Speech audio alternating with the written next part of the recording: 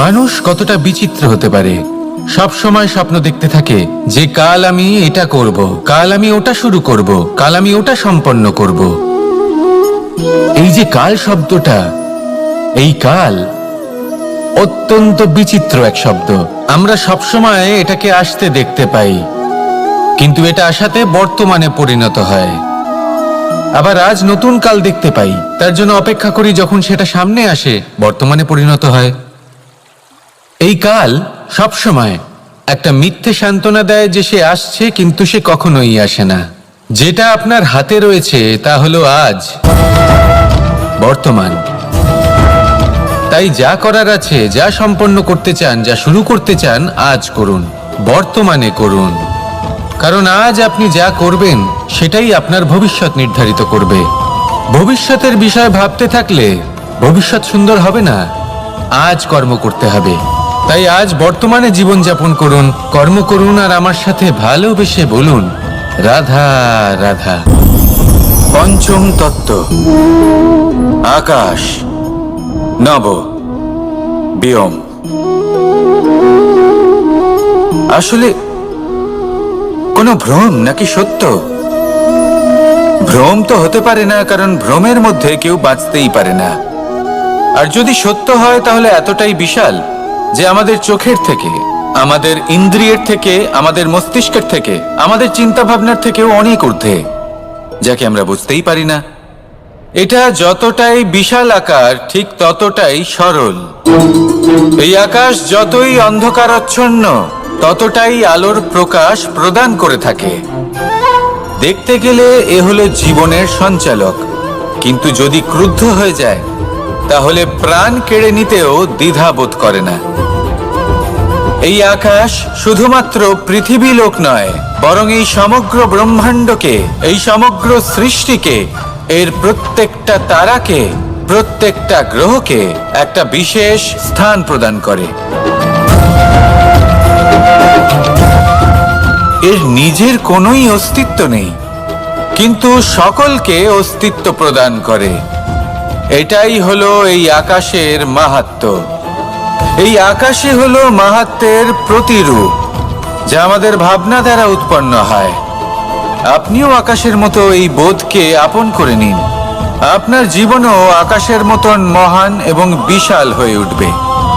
আর তখনই মন সুপ্রসন্ন হয়ে বলবে, রাধা রাধা। আপনার থেকে বড়, আপনার থেকে মহান হলেন সেই গুরু। এটা কি আবশ্যক যে সেই গুরু কোনো ব্যক্তিই হবেন? কখনোই নয়। গুরু হলেন একটা তত্ত্ব, গুরু হলেন একটা শক্তি। গুরু একজন ব্যক্তি হলে শুধুই একজনই হতেন, কিন্তু তা নয়। গুরু হলেন একটা অনুভূতি, গুরু হলেন শ্রদ্ধা। গুরু তিনি যিনি আপনার ব্যক্তিত্বের পরিচালক হন। গুরু তিনি যিনি আপনার ব্যক্তিত্বের নির্মাতা হন। আপনি কখন, কোথায়, কোন স্থানে, কি রূপে গুরু লাভ করবেন আর কি শিক্ষা লাভ করবেন তা নির্ভর করছে আপনার মানসিকতার উপর, যে আপনি সকলকে কিভাবে আপন করে নিতে পারেন। যদি আপনি গুরুকে আপন করতে চান, জ্ঞানকে আপন করতে চান, তাহলে আপনার মধ্যে শ্রদ্ধা জাগ্রত করতে হবে, সামর্থ্য জাগ্রত করতে হবে। আপনি গুরু এবং জ্ঞানকে আপন করে নিতে পারলে তা এমনিই আপনাকে মহান করে তুলবে। তাহলে আসুন আর আমার সাথে ভালোবেসে বলুন, রাধা রাধা। এই সংসারে এমন কিছু মানুষ আছেন যাদেরকে আপনার ভালো লাগে, তারা আপনার প্রিয়। আমরা চাই ওনারা আমাদের কাছে থাকুন, আমরা ওনাদের কাছে থাকি। এবার সেই ক্ষেত্রে আমরা তাদের ভালো ভালো উপহার দেওয়ার চেষ্টা করি, কারণ ওনারা হলেন আমাদের প্রিয়। আর তার বদলে আমরা আশা করে থাকি যে ওনারা আমাদের একটু সম্মান করবেন। এবার এই মানুষজন যারা আমাদের প্রিয়, এদের আমরা একটা উপহার দিই। সোনা দিয়ে থাকি, আভূষণ দিয়ে থাকি, হিরে মুক্ত দিয়ে থাকি।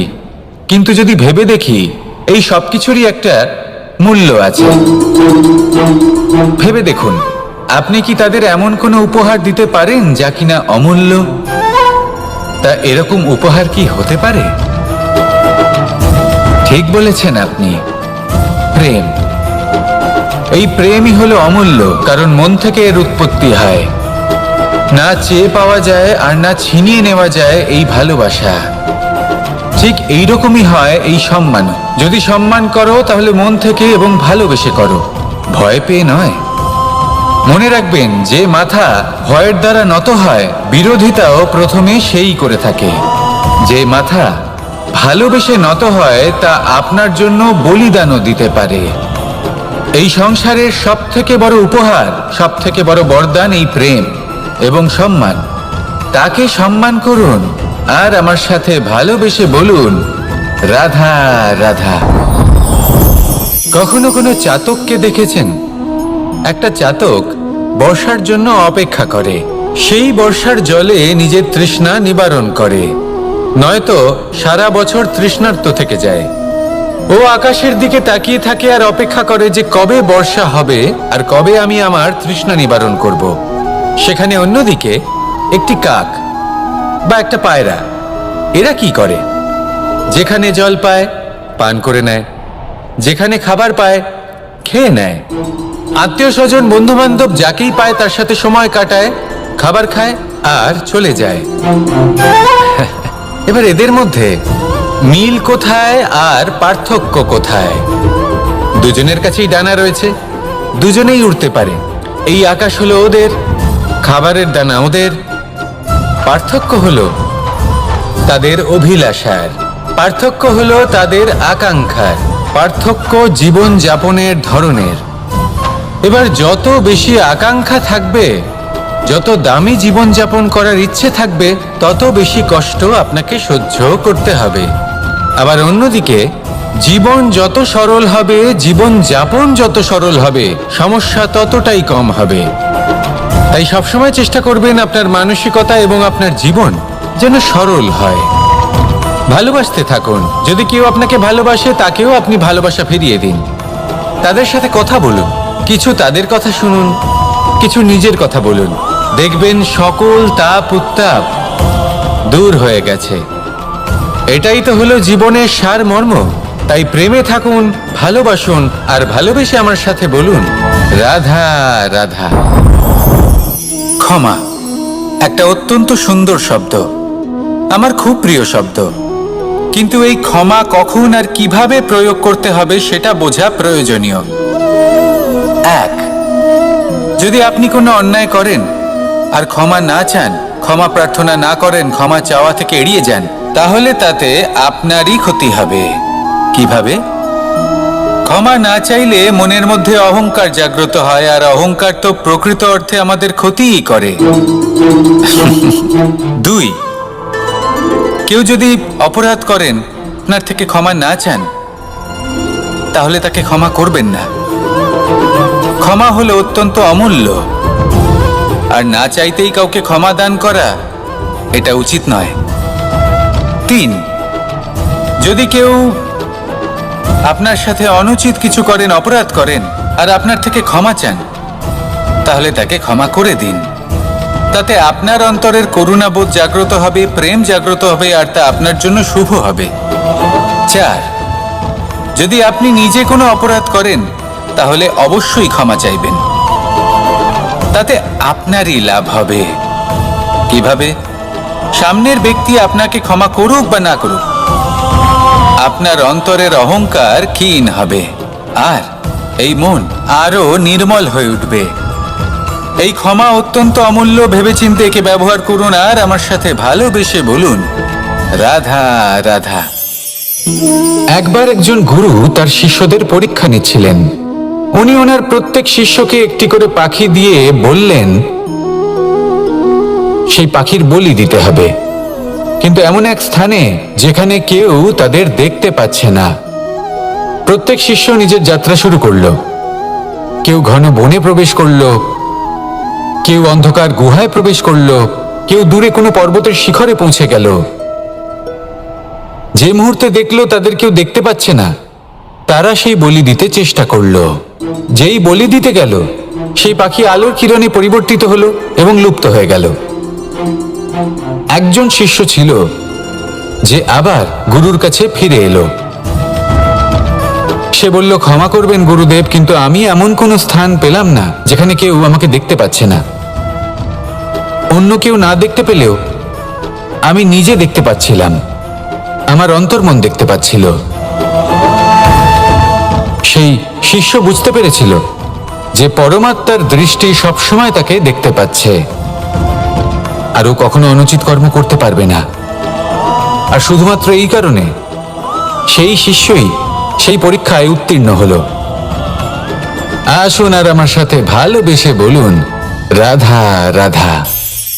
আমরা সবাই ফল খাই, কিন্তু আমাদের সেই ফলই প্রিয় হয় যে পরিপক্ক হয়ে ওঠে, যেটা নম্র হয়, আর যে ফল অনেক বেশি মিষ্টি আর সুস্বাদু হয়ে থাকে, যাদের রঙে বাহার দেখা যায়।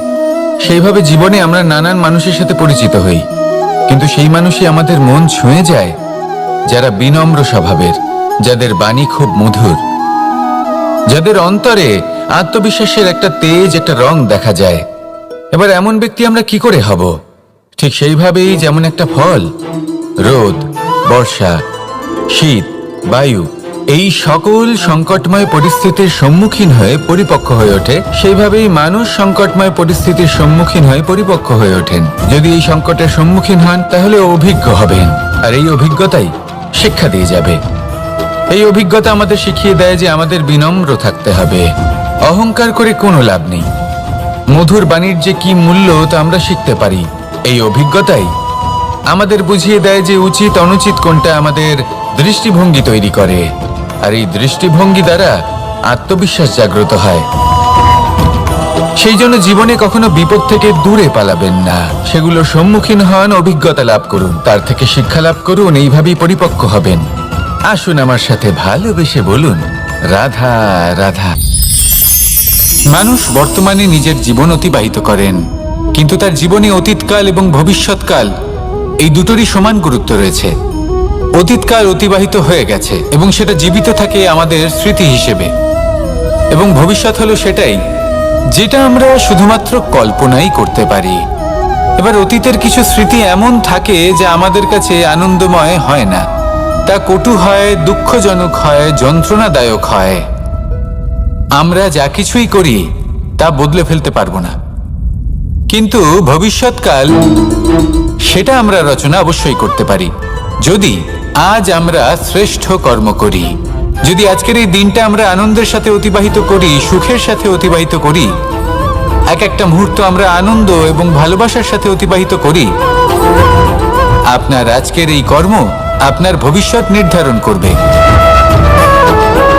আজ আপনি যেভাবে জীবন কাটাবেন তা ভবিষ্যতে গিয়ে অতীতকালে পরিণত হবে, আর তখন আপনি এমন স্মৃতি খুঁজে পাবেন যেখানে আপনি প্রত্যেকটি মুহূর্ত প্রেম এবং আনন্দের সাথে অতিবাহিত করেছেন, এবং সেই স্মৃতি মধুর হবে। তাহলে আজ শ্রেষ্ঠ এবং উচিত কর্ম করুন, আপনি নিশ্চিত রূপে একটি উজ্জ্বল, শুদ্ধ, পবিত্র এবং আনন্দময় ভবিষ্যৎ লাভ করবেন। আসুন আমার সাথে ভালোবেসে বলুন, রাধা রাধা। এই সংসারে অনেক অনেক এমন জ্ঞানী আছেন যারা নিজের সমস্ত জীবন জ্ঞান অর্জন করতে অতিবাহিত করেছেন। এই সংসারে এমন কোনো বেদ নেই, কোনো পুরাণ নেই, কোনো শাস্ত্র নেই, কোনো ভাষা নেই যা ওনারা জানেন না। এমন কোনো বিষয় নেই যা নিয়ে ওনারা কোনো বক্তব্য রাখতে পারবেন না। কিন্তু আমরা এই সকল জ্ঞানীকে কি ভালোবাসতে পারি?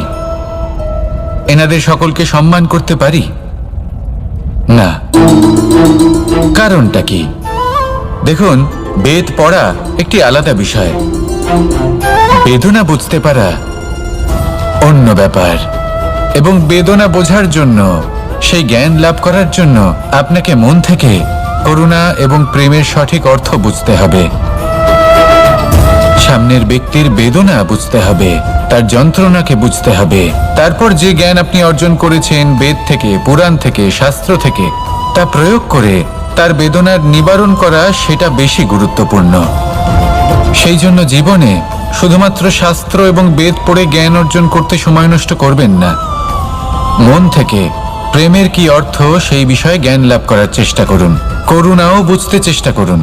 একজন শ্রেষ্ঠ ব্যক্তি হয়ে উঠুন, আর আমার সাথে ভালোবেসে বলুন, রাধা রাধা।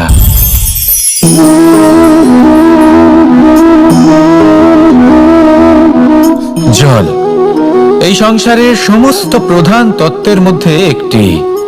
এই জল যে কোনো জ্বালা দূর করে, আগুনকে নিভিয়ে দেওয়ার ক্ষমতা রাখে, অবিরল অবিচল ভাবে প্রবাহিত হতে পারে, একে কেউ বাধা দিতে পারে না।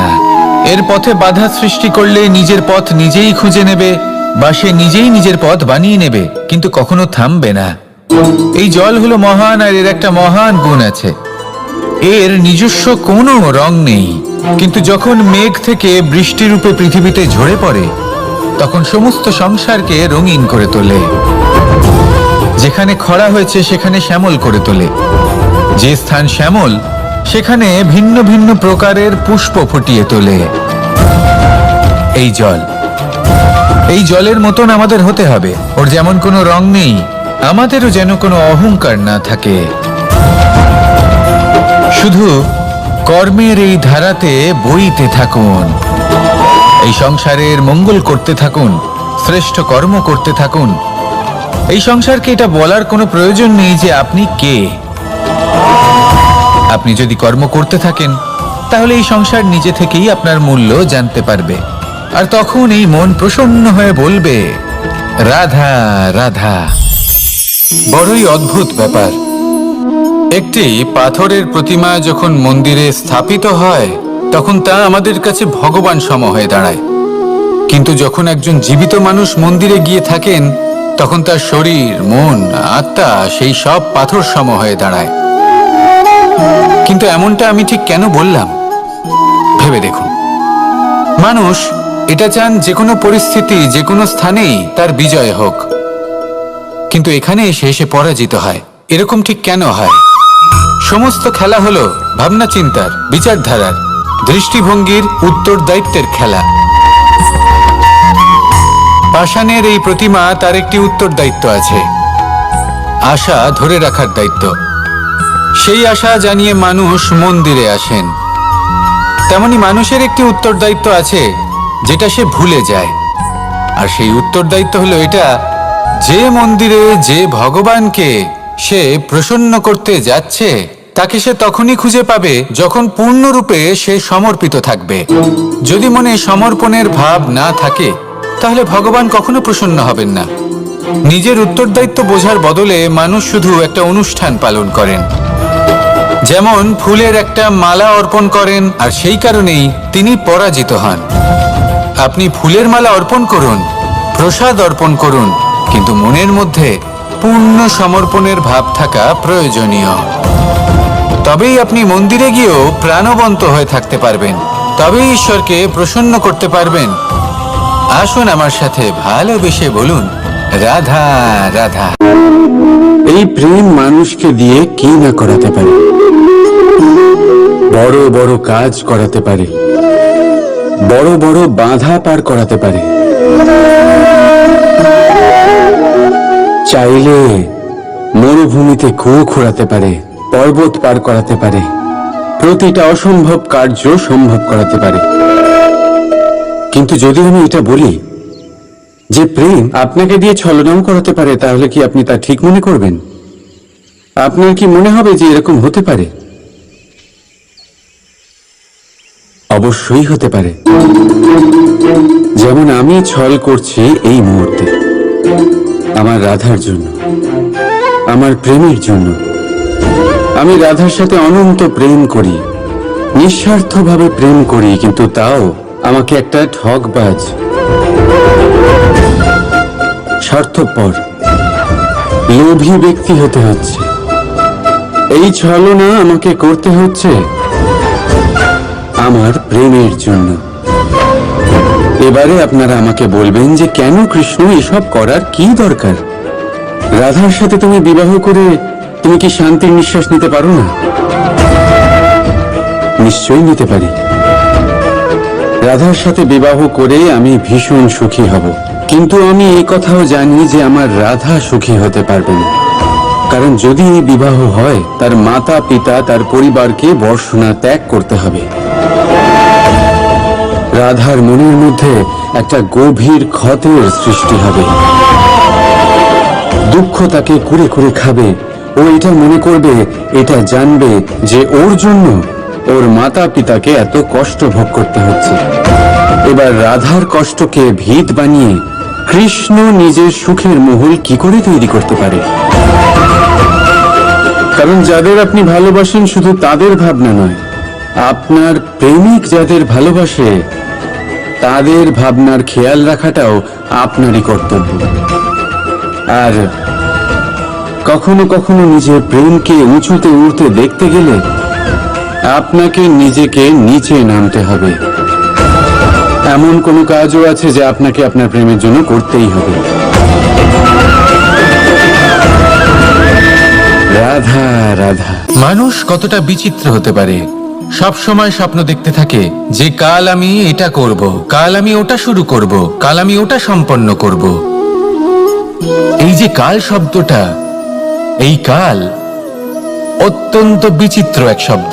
আমরা সবসময় এটাকে আসতে দেখতে পাই, কিন্তু এটা আসাতে বর্তমানে পরিণত হয়। আবার আজ নতুন কাল দেখতে পাই, তার জন্য অপেক্ষা করি, যখন সেটা সামনে আসে বর্তমানে পরিণত হয়। এই কাল সবসময় একটা মিথ্যে সান্ত্বনা দেয় যে সে আসছে, কিন্তু সে কখনোই আসে না। যেটা আপনার হাতে রয়েছে তা হলো আজ, বর্তমান। তাই যা করার আছে, যা সম্পন্ন করতে চান, যা শুরু করতে চান, আজ করুন, বর্তমানে করুন। কারণ আজ আপনি যা করবেন সেটাই আপনার ভবিষ্যৎ নির্ধারিত করবে। ভবিষ্যতের বিষয় ভাবতে থাকলে ভবিষ্যৎ সুন্দর হবে না। আজ কর্ম করতে হবে। তাই আজ বর্তমানে জীবনযাপন করুন, কর্ম করুন, আর আমার সাথে ভালোবেসে বলুন রাধা রাধা। পঞ্চম তত্ত্ব, আকাশ, নব, ব্যোম। আসলে কোনো ভ্রম নাকি সত্য? ভ্রম তো হতে পারে না, কারণ ভ্রমের মধ্যে কেউ বাঁচতেই পারে না। আর যদি সত্য হয় তাহলে এতটাই বিশাল যে আমাদের চোখের থেকে, আমাদের ইন্দ্রিয়ের থেকে, আমাদের মস্তিষ্কের থেকে, আমাদের চিন্তা ভাবনার থেকেও অনেক ঊর্ধ্বে, যাকে আমরা বুঝতেই পারি না। এটা যতটাই বিশাল আকার, ঠিক ততটাই সরল। এই আকাশ যতই অন্ধকারাচ্ছন্ন, ততটাই আলোর প্রকাশ প্রদান করে থাকে। দেখতে গেলে এ হলো জীবনের সঞ্চালক, কিন্তু যদি ক্রুদ্ধ হয়ে যায় তাহলে প্রাণ কেড়ে নিতেও দ্বিধা বোধ করে না। এই আকাশ শুধুমাত্র পৃথিবী লোক নয়, বরং এই সমগ্র ব্রহ্মাণ্ডকে, এই সমগ্র সৃষ্টিকে, এর প্রত্যেকটা তারাকে, প্রত্যেকটা গ্রহকে একটা বিশেষ স্থান প্রদান করে। এর নিজের কোনোই অস্তিত্ব নেই, কিন্তু সকলকে অস্তিত্ব প্রদান করে। এটাই হলো এই আকাশের মাহাত্ম্য। এই আকাশই হলো মাহাত্ম্যের প্রতিরূপ, যা আমাদের ভাবনা দ্বারা উৎপন্ন হয়। আপনিও আকাশের মতো এই বোধকে আপন করে নিন। আপনার জীবনও আকাশের মতন মহান এবং বিশাল হয়ে উঠবে। আর তখনই মন সুপ্রসন্ন হয়ে বলবে রাধা রাধা। আপনার থেকে বড়, আপনার থেকে মহান হলেন সেই গুরু। এটা কি আবশ্যক যে সেই গুরু কোনো ব্যক্তিই হবেন? কখনোই নয়। গুরু হলেন একটা তত্ত্ব, গুরু হলেন একটা শক্তি। গুরু একজন ব্যক্তি হলে শুধুই একজনই হতেন, কিন্তু তা নয়। গুরু হলেন একটা অনুভূতি, গুরু হলেন শ্রদ্ধা। গুরু তিনি যিনি আপনার ব্যক্তিত্বের পরিচালক হন। গুরু তিনি যিনি আপনার ব্যক্তিত্বের নির্মাতা হন। আপনি কখন, কোথায়, কোন স্থানে, কি রূপে গুরু লাভ করবেন আর কি শিক্ষা লাভ করবেন তা নির্ভর করছে আপনার মানসিকতার উপর, যে আপনি সকলকে কিভাবে আপন করে নিতে পারেন। যদি আপনি গুরুকে আপন করতে চান, জ্ঞানকে আপন করতে চান, তাহলে আপনার মধ্যে শ্রদ্ধা জাগ্রত করতে হবে, সামর্থ্য জাগ্রত করতে হবে। আপনি গুরু এবং জ্ঞানকে আপন করে নিতে পারলে তা এমনিই আপনাকে মহান করে তুলবে। তাহলে আসুন আর আমার সাথে ভালোবেসে বলুন রাধা রাধা। এই সংসারে এমন কিছু মানুষ আছেন যাদেরকে আপনার ভালো লাগে, তারা আপনার প্রিয়। আমরা চাই ওনারা আমাদের কাছে থাকুন, আমরা ওনাদের কাছে থাকি, এবার সেই ক্ষেত্রে আমরা তাদের ভালো ভালো উপহার দেওয়ার চেষ্টা করি, কারণ ওনারা হলেন আমাদের প্রিয়। আর তার বদলে আমরা আশা করে থাকি যে ওনারা আমাদের একটু সম্মান করবেন। এবার এই মানুষজন যারা আমাদের প্রিয়, এদের আমরা একটা উপহার দিই। সোনা দিয়ে থাকি, আভূষণ দিয়ে থাকি, হিরে মুক্তো দিয়ে থাকি। কিন্তু যদি ভেবে দেখি, এই সবকিছুরই একটা মূল্য আছে। ভেবে দেখুন, আপনি কি তাদের এমন কোনো উপহার দিতে পারেন যা কিনা অমূল্য? তা এরকম উপহার কি হতে পারে? ঠিক বলেছেন আপনি, প্রেম। এই প্রেমই হলো অমূল্য, কারণ মন থেকে এর উৎপত্তি হয়। না চেয়ে পাওয়া যায় আর না ছিনিয়ে নেওয়া যায় এই ভালোবাসা। ঠিক এইরকমই হয় এই সম্মান। যদি সম্মান করো তাহলে মন থেকে এবং ভালোবেসে করো, ভয় পেয়ে নয়। মনে রাখবেন, যে মাথা ভয়ের দ্বারা নত হয়, বিরোধিতাও প্রথমে সেই করে থাকে। যে মাথা ভালোবেসে নত হয়, তা আপনার জন্য বলিদানও দিতে পারে। এই সংসারের সব থেকে বড় উপহার, সব থেকে বড় বরদান এই প্রেম এবং সম্মান। তাকে সম্মান করুন আর আমার সাথে ভালোবেসে বলুন, রাধা রাধা। কখনো কোনো চাতককে দেখেছেন? একটা চাতক বর্ষার জন্য অপেক্ষা করে। সেই বর্ষার জলে নিজের তৃষ্ণা নিবারণ করে, নয়তো সারা বছর তৃষ্ণার্ত থেকে যায়।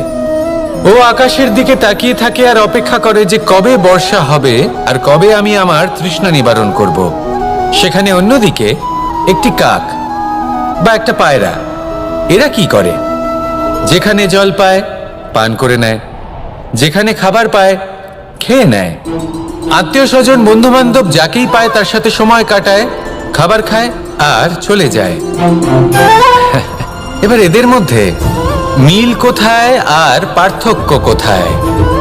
দুজনের কাছেই ডানা রয়েছে, দুজনেই উড়তে পারে। এই আকাশ হলো ওদের, খাবারের দানা ওদের। পার্থক্য হলো তাদের অভিলাষার, পার্থক্য হলো তাদের আকাঙ্ক্ষার, পার্থক্য জীবন যাপনের ধরনের। এবার যত বেশি আকাঙ্ক্ষা থাকবে, যত দামি জীবন যাপন করার ইচ্ছে থাকবে, তত বেশি কষ্ট আপনাকে সহ্য করতে হবে। আবার অন্যদিকে জীবন যত সরল হবে, জীবন যাপন যত সরল হবে, সমস্যা ততটাই কম হবে। তাই সবসময় চেষ্টা করবেন আপনার মানসিকতা এবং আপনার জীবন যেন সরল হয়। ভালোবাসতে থাকুন। যদি কেউ আপনাকে ভালোবাসে, তাকেও আপনি ভালোবাসা ফিরিয়ে দিন। তাদের সাথে কথা বলুন, কিছু তাদের কথা শুনুন, কিছু নিজের কথা বলুন। দেখবেন সকল তাপ উত্তাপ দূর হয়ে গেছে। এটাই তো হলো জীবনের সারমর্ম। তাই প্রেমে থাকুন, ভালোবাসুন, আর ভালোবেসে আমার সাথে বলুন, রাধা রাধা। ক্ষমা একটা অত্যন্ত সুন্দর শব্দ, আমার খুব প্রিয় শব্দ। কিন্তু এই ক্ষমা কখন আর কিভাবে প্রয়োগ করতে হবে সেটা বোঝা প্রয়োজনীয়। এক, যদি আপনি কোনো অন্যায় করেন আর ক্ষমা না চান, ক্ষমা প্রার্থনা না করেন, ক্ষমা চাওয়া থেকে এড়িয়ে যান, তাহলে তাতে আপনারই ক্ষতি হবে। কিভাবে? ক্ষমা না চাইলে মনের মধ্যে অহংকার জাগ্রত হয়, আর অহংকার তো প্রকৃত অর্থে আমাদের ক্ষতিই করে। দুই, কেউ যদি অপরাধ করেন, আপনার থেকে ক্ষমা না চান, তাহলে তাকে ক্ষমা করবেন না। ক্ষমা হলো অত্যন্ত অমূল্য, আর না চাইতেই কাউকে ক্ষমা দান করা এটা উচিত নয়। তিন, যদি কেউ আপনার সাথে অনুচিত কিছু করেন, অপরাধ করেন, আর আপনার থেকে ক্ষমা চান, তাহলে তাকে ক্ষমা করে দিন। তাতে আপনার অন্তরের করুণাবোধ জাগ্রত হবে, প্রেম জাগ্রত হবে, আর তা আপনার জন্য শুভ হবে। চার, যদি আপনি নিজে কোনো অপরাধ করেন, তাহলে অবশ্যই ক্ষমা চাইবেন। তাতে আপনারই লাভ হবে। কিভাবে? সামনের ব্যক্তি আপনাকে ক্ষমা করুক বা না করুক, আপনার অন্তরের অহংকার ক্ষীণ হবে, আর এই মন আরো নির্মল হয়ে উঠবে। এই ক্ষমা অত্যন্ত অমূল্য, ভেবেচিন্তে একে ব্যবহার করুন, আর আমার সাথে ভালোবেসে বলুন, রাধা রাধা। একবার একজন গুরু তার শিষ্যদের পরীক্ষা নিচ্ছিলেন। উনি ওনার প্রত্যেক শিষ্যকে একটি করে পাখি দিয়ে বললেন, সেই পাখির বলি দিতে হবে, কিন্তু এমন এক স্থানে যেখানে কেউ তাদের দেখতে পাচ্ছে না। প্রত্যেক শিষ্য নিজের যাত্রা শুরু করলো। কেউ ঘন বনে প্রবেশ করলো, কেউ অন্ধকার গুহায় প্রবেশ করলো, কেউ দূরে কোনো পর্বতের শিখরে পৌঁছে গেল। যে মুহূর্তে দেখলো তাদের কেউ দেখতে পাচ্ছে না, তারা সেই বলি দিতে চেষ্টা করলো। যেই বলি দিতে গেল, সেই পাখি আলোর কিরণে পরিবর্তিত হলো এবং লুপ্ত হয়ে গেল। একজন শিষ্য ছিল যে আবার গুরুর কাছে ফিরে এলো। সে বলল, ক্ষমা করবেন গুরুদেব, কিন্তু আমি এমন কোনো স্থান পেলাম না যেখানে কেউ আমাকে দেখতে পাচ্ছে না। অন্য কেউ না দেখতে পেলেও আমি নিজে দেখতে পাচ্ছিলাম, আমার অন্তর্মন দেখতে পাচ্ছিল। সেই শিষ্য বুঝতে পেরেছিল যে পরমাত্মার দৃষ্টি সবসময় তাকে দেখতে পাচ্ছে, আর ও কখনো অনুচিত কর্ম করতে পারবে না। আর শুধুমাত্র এই কারণে সেই শিষ্যই সেই পরীক্ষায় উত্তীর্ণ হলো। আসুন আর আমার সাথে ভালোবেসে বলুন, রাধা রাধা। আমরা সবাই ফল খাই, কিন্তু আমাদের সেই ফলই প্রিয় হয় যে পরিপক্ক হয়ে ওঠে, যেটা নম্র হয়, আর যে ফল অনেক বেশি মিষ্টি আর সুস্বাদু হয়ে থাকে, যাদের রঙে বাহার দেখা যায়। সেইভাবে জীবনে আমরা নানান মানুষের সাথে পরিচিত হই, কিন্তু সেই মানুষই আমাদের মন ছুঁয়ে যায় যারা বিনম্র স্বভাবের, যাদের বাণী খুব মধুর, যাদের অন্তরে আত্মবিশ্বাসের একটা তেজ, একটা রং দেখা যায়। এবার এমন ব্যক্তি আমরা কি করে হব? ঠিক সেইভাবেই যেমন একটা ফল রোদ, বর্ষা, শীত, বায়ু এই সকল সংকটময় পরিস্থিতির সম্মুখীন হয়ে পরিপক্ক হয়ে ওঠে, সেইভাবেই মানুষ সংকটময় পরিস্থিতির সম্মুখীন হয়ে পরিপক্ক হয়ে ওঠেন। যদি এই সংকটের সম্মুখীন হন তাহলে অভিজ্ঞ হবেন, আর এই অভিজ্ঞতাই শিক্ষা দিয়ে যাবে। এই অভিজ্ঞতা আমাদের শিখিয়ে দেয় যে আমাদের বিনম্র থাকতে হবে। অহংকার করে কোনো লাভ নেই। মধুর বাণীর যে কি মূল্য তা আমরা শিখতে পারি। এই অভিজ্ঞতাই আমাদের বুঝিয়ে দেয় যে উচিত অনুচিত কোনটা, আমাদের দৃষ্টিভঙ্গি তৈরি করে, আর এই দৃষ্টিভঙ্গি দ্বারা আত্মবিশ্বাস জাগ্রত হয়। সেই জন্য জীবনে কখনো বিপদ থেকে দূরে পালাবেন না, সেগুলোর সম্মুখীন হন, অভিজ্ঞতা লাভ করুন, তার থেকে শিক্ষা লাভ করুন, এইভাবেই পরিপক্ক হবেন। আসুন আমার সাথে ভালোবেসে বলুন, রাধা রাধা। মানুষ বর্তমানে নিজের জীবন অতিবাহিত করেন, কিন্তু তার জীবনে অতীতকাল এবং ভবিষ্যৎকাল এই দুটোরই সমান গুরুত্ব রয়েছে। অতীতকাল অতিবাহিত হয়ে গেছে এবং সেটা জীবিত থাকে আমাদের স্মৃতি হিসেবে, এবং ভবিষ্যৎ হলো সেটাই যেটা আমরা শুধুমাত্র কল্পনাই করতে পারি। এবার অতীতের কিছু স্মৃতি এমন থাকে যা আমাদের কাছে আনন্দময় হয় না, তা কটু হয়, দুঃখজনক হয়, যন্ত্রণাদায়ক হয়। আমরা যা কিছুই করি তা বদলে ফেলতে পারবো না, কিন্তু ভবিষ্যৎকাল সেটা আমরা রচনা অবশ্যই করতে পারি, যদি আজ আমরা শ্রেষ্ঠ কর্ম করি। যদি আজকের এই দিনটা আমরা আনন্দের সাথে অতিবাহিত করি, সুখের সাথে অতিবাহিত করি, এক একটা মুহূর্ত আমরা আনন্দ এবং ভালোবাসার সাথে অতিবাহিত করি, আপনার আজকের এই কর্ম আপনার ভবিষ্যৎ নির্ধারণ করবে। আজ আপনি যেভাবে জীবন কাটাবেন তা ভবিষ্যতে গিয়ে অতীতকালে পরিণত হবে, আর তখন আপনি এমন স্মৃতি খুঁজে পাবেন যেখানে আপনি প্রত্যেকটি মুহূর্ত প্রেম এবং আনন্দের সাথে অতিবাহিত করেছেন, এবং সেই স্মৃতি মধুর হবে। তাহলে আজ শ্রেষ্ঠ এবং উচিত কর্ম করুন, আপনি নিশ্চিত রূপে একটি উজ্জ্বল, শুদ্ধ, পবিত্র এবং আনন্দময় ভবিষ্যৎ লাভ করবেন। আসুন আমার সাথে ভালোবেসে বলুন, রাধা রাধা। এই সংসারে অনেক অনেক এমন জ্ঞানী আছেন যারা নিজের সমস্ত জীবন জ্ঞান অর্জন করতে অতিবাহিত করেছেন। এই সংসারে এমন কোনো বেদ নেই, কোনো পুরাণ নেই, কোনো শাস্ত্র নেই, কোনো ভাষা নেই যা ওনারা জানেন না। এমন কোনো বিষয় নেই যা নিয়ে ওনারা কোনো বক্তব্য রাখতে পারবেন না। কিন্তু আমরা এই সকল জ্ঞানীকে কি ভালোবাসতে পারি? এনাদের সকলকে সম্মান করতে পারি না। কারণটা কি? দেখুন, বেদ পড়া একটি আলাদা বিষয়, বেদনা বুঝতে পারা অন্য ব্যাপার। এবং বেদনা বোঝার জন্য, সেই জ্ঞান লাভ করার জন্য আপনাকে মন থেকে করুণা এবং প্রেমের সঠিক অর্থ বুঝতে হবে। সামনের ব্যক্তির বেদনা বুঝতে হবে, তার যন্ত্রণাকে বুঝতে হবে। তারপর যে জ্ঞান আপনি অর্জন করেছেন বেদ থেকে, পুরাণ থেকে, শাস্ত্র থেকে, তা প্রয়োগ করে তার বেদনার নিবারণ করা, সেটা বেশি গুরুত্বপূর্ণ। সেই জন্য জীবনে শুধুমাত্র শাস্ত্র এবং বেদ পড়ে জ্ঞান অর্জন করতে সময় নষ্ট করবেন না। মন থেকে প্রেমের কি অর্থ সেই বিষয়ে জ্ঞান লাভ করার চেষ্টা করুন। করুণাও বুঝতে চেষ্টা করুন। একজন শ্রেষ্ঠ ব্যক্তি হয়ে উঠুন আর আমার সাথে ভালোবেসে বলুন, রাধা রাধা।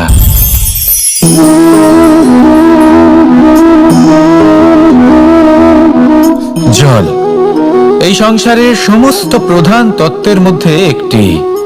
এই জল যে কোনো জ্বালা দূর করে, আগুনকে নিভিয়ে দেওয়ার ক্ষমতা রাখে, অবিরল অবিচল ভাবে প্রবাহিত হতে পারে, একে কেউ বাধা দিতে পারে না।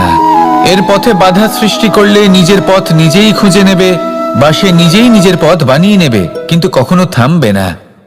এই জল হলো মহান, আর এর একটা মহান গুণ আছে, এর নিজস্ব কোনো রং নেই। কিন্তু যখন মেঘ থেকে বৃষ্টিরূপে পৃথিবীতে ঝরে পড়ে, তখন সমস্ত সংসারকে রঙিন করে তোলে। যেখানে খরা হয়েছে সেখানে শ্যামল করে তোলে, যে স্থান শ্যামল সেখানে ভিন্ন ভিন্ন প্রকারের পুষ্প ফুটিয়ে তোলে। এই জল, এই জলের মতন আমাদের হতে হবে। ওর যেমন কোনো রং নেই, আমাদেরও যেন কোনো অহংকার না থাকে। শুধু কর্মের এই ধারাতে বইতে থাকুন, এই সংসারের মঙ্গল করতে থাকুন, শ্রেষ্ঠ কর্ম করতে থাকুন। এই সংসারকে এটা বলার কোনো প্রয়োজন নেই যে আপনি কে। আপনি যদি কর্ম করতে থাকেন তাহলে এই সংসার নিজে থেকেই আপনার মূল্য জানতে পারবে, আর তখন এই মন প্রসন্ন হয়ে বলবে, রাধা রাধা। বড়ই অদ্ভুত ব্যাপার, একটি পাথরের প্রতিমা যখন মন্দিরে স্থাপিত হয় তখন তা আমাদের কাছে ভগবান সম হয়ে দাঁড়ায়। কিন্তু যখন একজন জীবিত মানুষ মন্দিরে গিয়ে থাকেন তখন তার শরীর, মন, আত্মা সেই সব পাথর সম হয়ে দাঁড়ায়। কিন্তু এমনটা আমি ঠিক কেন বললাম ভেবে দেখুন। মানুষ এটা চান যে কোনো পরিস্থিতি, যে কোনো স্থানেই তার বিজয় হোক, কিন্তু এখানে এসে সে পরাজিত হয়। এরকম ঠিক কেন হয়? সমস্ত খেলা হলো ভাবনা চিন্তার, বিচারধারার, দৃষ্টিভঙ্গির, উত্তরদায়িত্বের খেলা। পাষাণের এই প্রতিমা, তার একটি উত্তরদায়িত্ব আছে, আশা ধরে রাখার দায়িত্ব। সেই আশা জানিয়ে মানুষ মন্দিরে আসেন। তেমনি মানুষের একটি উত্তরদায়িত্ব আছে যেটা সে ভুলে যায়, আর সেই উত্তরদায়িত্ব হলো এটা, যে মন্দিরে যে ভগবানকে সে প্রসন্ন করতে যাচ্ছে তাকে সে তখনই খুঁজে পাবে যখন পূর্ণরূপে সে সমর্পিত থাকবে। যদি মনে সমর্পণের ভাব না থাকে তাহলে ভগবান কখনো প্রসন্ন হবেন না। নিজের উত্তরদায়িত্ব বোঝার বদলে মানুষ শুধু একটা অনুষ্ঠান পালন করেন, যেমন ফুলের একটা মালা অর্পণ করেন, আর সেই কারণেই তিনি পরাজিত হন। আপনি ফুলের মালা অর্পণ করুন, প্রসাদ অর্পণ করুন, কিন্তু মনের মধ্যে পূর্ণ সমর্পণের ভাব থাকা প্রয়োজনীয়। তবেই আপনি মন্দিরে গিয়েও প্রাণবন্ত হয়ে থাকতে পারবেন, তবেই ঈশ্বরকে প্রসন্ন করতে পারবেন। আসুন আমার সাথে ভালোবেসে বলুন, রাধা রাধা। এই প্রেম মানুষকে দিয়ে কি না করাতে পারে, বড় বড় কাজ করাতে পারে, বড় বড় বাধা পার করাতে পারে। চাইলে মরুভূমিতে কুয়ো খোঁড়াতে পারে, পর্বত পার করাতে পারে, প্রতিটা অসম্ভব কার্য সম্ভব করাতে পারে। কিন্তু যদি আমি এটা বলি যে প্রেম আপনাকে দিয়ে ছলনাও করাতে পারে, তাহলে কি আপনি তা ঠিক মনে করবেন? আপনার কি মনে হবে যে এরকম হতে পারে? অবশ্যই হতে পারে।